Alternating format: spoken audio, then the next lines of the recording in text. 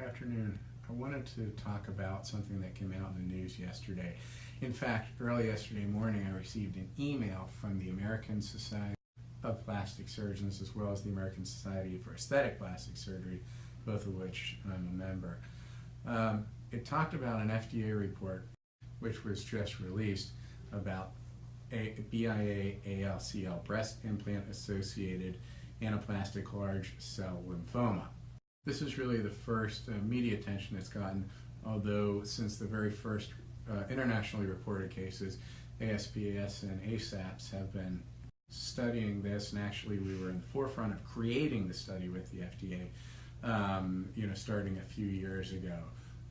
What's being shown now is sort of the latest data that's been collected by the FDA itself. ASAPS and ASPS have a massive registry trying to get the most information and understand more about the entity itself. So now what we know from the FDA is they have reports of 359 cases of ALCL in the United States.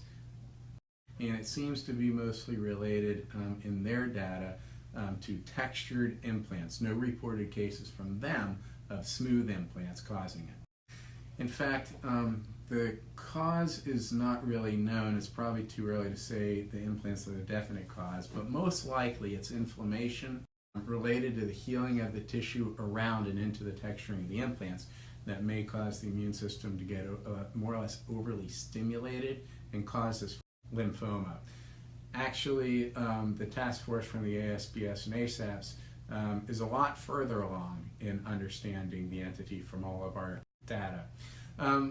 I actually saw the email from our societies and sent it to my staff yesterday, because now we need to give more information to our patients and to make sure everyone's as well informed based on the current data that's available. Nonetheless, at this point, all the information we have, which is an incredible amount of data, continues to prove that the implants, textured and smooth around, are extremely safe.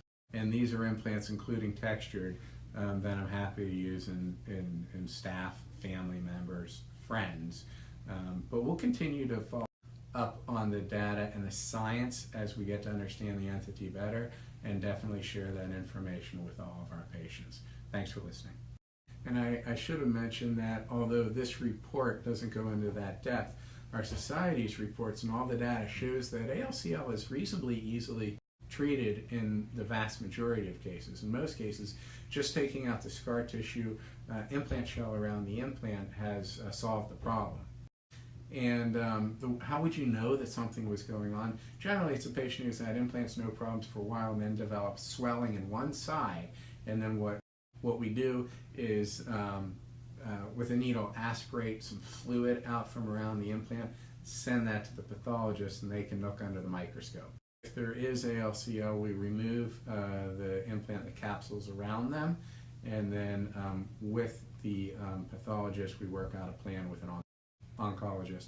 So again, this is the treatment and diagnosis for anaplastic large cell lymphoma that's associated with breast implants.